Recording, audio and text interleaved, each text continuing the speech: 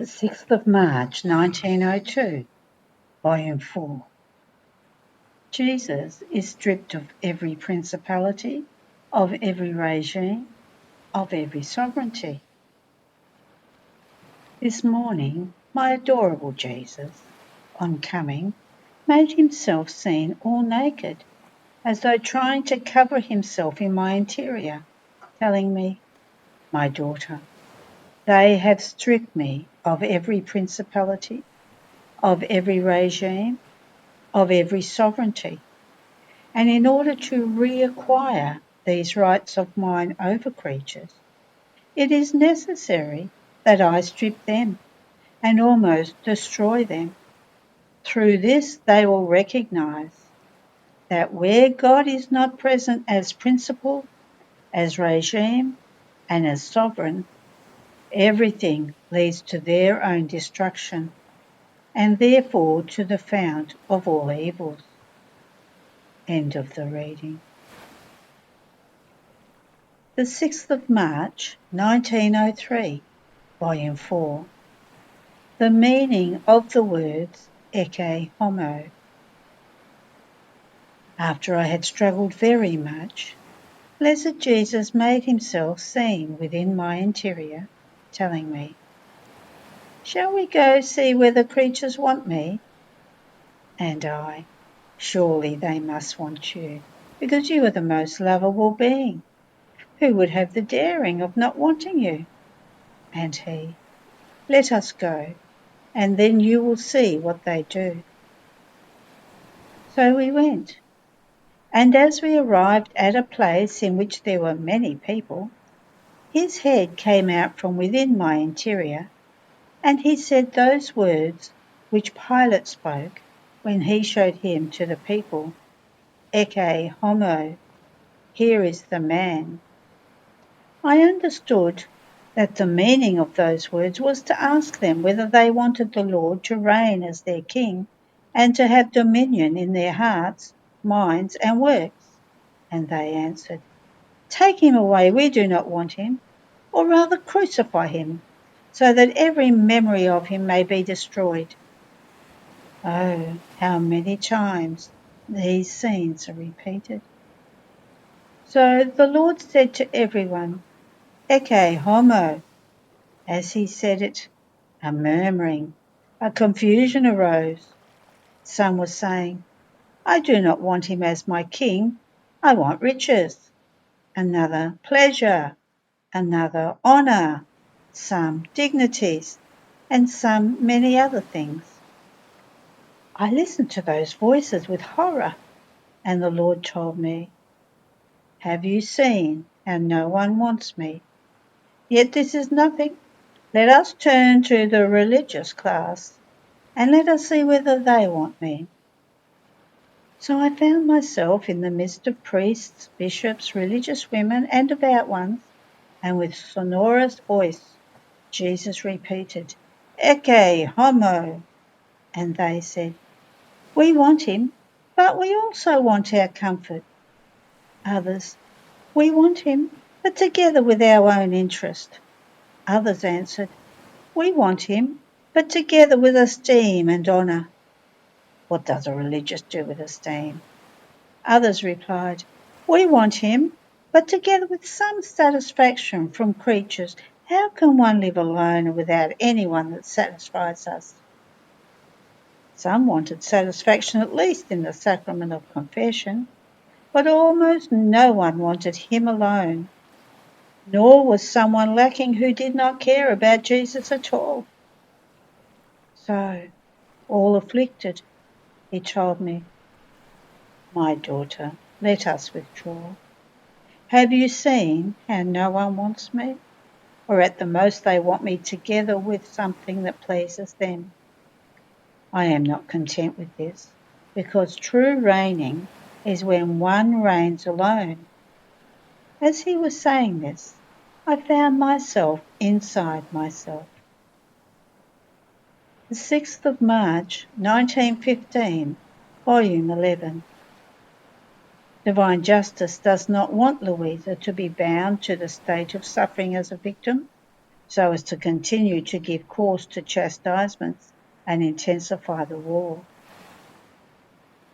As I was in my usual state, my always adorable Jesus came for a little while, since my confessor was not well, and therefore my state had been interrupted. That is, when I used to come round at the call of obedience, I said to Jesus, "What do you want me to do? Should I stay, or should I try to come round when I feel free?"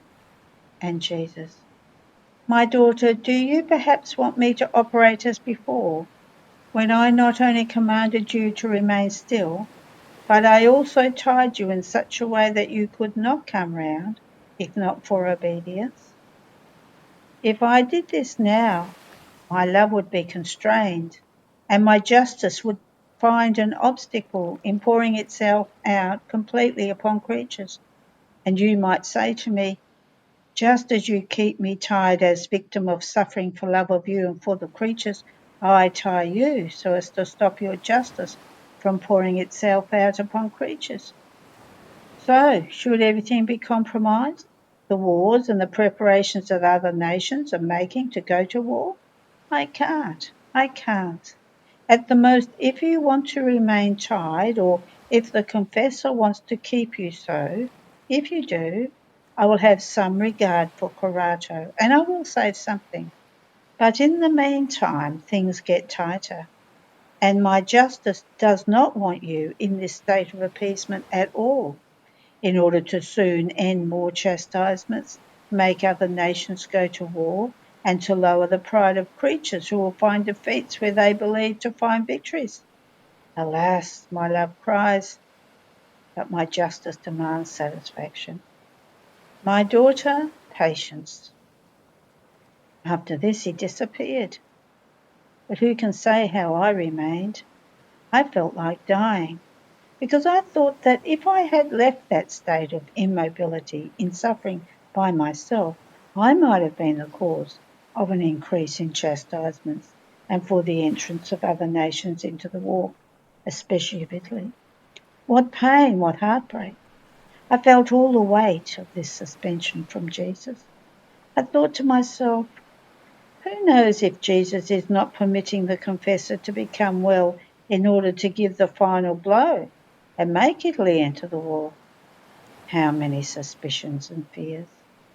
As I came out of the state of the usual morning suffering by myself, I spent a day of tears and intense bitterness. End of the reading.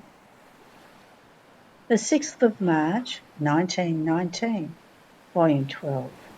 Different steps that Jesus takes in the soul to make her live in the divine will.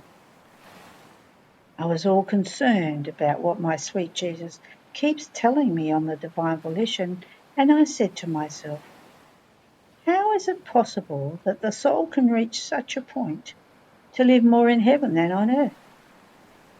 And Jesus, on coming, told me, my daughter, that which is impossible to the creature is possible to me. It is true that this is the greatest prodigy of my omnipotence and of my love, but when I want I can do anything, and what appears to be difficult is very easy for me. However, I want the yes of the creature, and for her to be available like soft wax for whatever I want to make of her. Even more, you must know that before calling her definitively to live in my volition, I call her every now and then. I strip her of everything. I make her undergo a sort of judgment, because in my will there are no judgments. Things remain fully confirmed with me. Judgment is outside of my will. But whatever enters into my will, who can ever dare to place it under judgment? I never judge myself. Not only this, but many times I make her die corporally also, and then I give her life again, and the soul lives as if she were not living.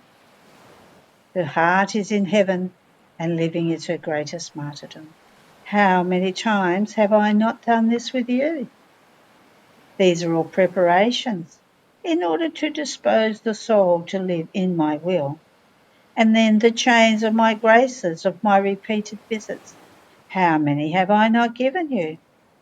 Everything was to dispose you to the height of living in the immense sea of my will. Therefore, do not want to investigate, but continue your flight. End of the reading. The 6th of March 1926, Volume 19. Only the most important thing was known about the Celestial Mama, that the Son of God was her son. The same will happen with the daughter of the Divine Will. The most important thing only will be known, so as to make the Divine Will known. A good which is not known has no ways to communicate itself. As I was in my usual state, my always lovable Jesus came, and holding my hand in his, he drew me to himself up high, between heaven and earth. Almost fearing, I clung to Jesus, holding on tightly to his most holy hand, and wanting to pour out my pain with him, which so much oppresses me. I said to him, "My love and my life, Jesus, some time ago you told me that you wanted to make of me a copy of my celestial Mama, yet almost nothing was known about her, of the many seas of grace with which in every instant she was inundated by you. She said nothing to no one. She kept everything within herself, nor does the Gospel say anything. It is known only that she was your Mama, and that she gave you eternal word to the world.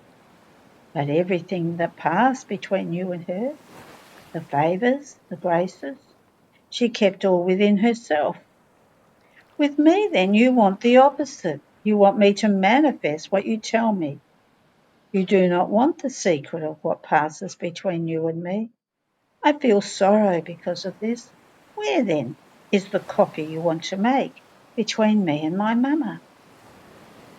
My sweet Jesus, clasping me tightly to his heart, all tenderness, told me, "My daughter, courage, do not fear. Nothing was known about my Mama but that which it was necessary and sufficient to be known, that I was her son, that through her I came to redeem the generations, and that she was the first one in whose soul I had my first field of divine actions. Everything else, the favours and the seas of graces which she received, remained in the sacrarium of the divine secrets. However, the most important, the greatest, the holiest thing was indeed known, that the Son of God was her Son. This was the greatest honour for her, which raised her above all creatures. Therefore, since the greatest was known about my Mama, the lesser was not necessary. The same will be with my daughter. It will be known only that my will had its first field of divine action in your soul, as well as everything that is necessary in order to make known what regards my will, how it wants to enter the field so that the creature may return to her origin, and how it anxiously awaits her into its arms, so that there may be no more division between her and me. If this were not made known, how could creatures long for this great good? How could they dispose themselves to receive a grace so great? If my Mama had not wanted to make known that I was the eternal Word and her Son, what good would redemption have produced? A good which is not known, as great as it may be, has no ways to communicate the good it possesses. And just as my Mama was not opposed, so must my daughter not oppose what regards my will. All the rest of the secrets, the flights you do in my will, the goods you take, and the most intimate things between you and me, will remain in the sacrarium of the divine secrets. Do not fear. Your Jesus will content you in everything. End of the reading. The 6th of March, 1931, Volume 29. How only Jesus was the author of her state of sufferings, and because they forced him to, he has permitted a pause. How in God there is absolute rest. Outside of God, work. I continue to live amid the bitternesses of my present state. The thought that blessed Jesus is making scourges pour down, and that the peoples remain naked and starving tortures me. And to think that my beloved and highest good Jesus has remained alone in his suffering, and I no longer together with him in his pains. Oh, how it torments me. It seems to me that Jesus is all attention over me, so as not to let me fall into sufferings as before. Even more, he hides all the pains within himself to leave me free. And in seeing me afflicted, it seems to me that his intense love makes him put his pains aside to pay attention to my affliction. And he says to me, "Good daughter, my daughter, courage, your Jesus still loves you. In nothing has my love for you decreased. And this, because it was not you who refused me the suffering. No, my daughter would never have done this.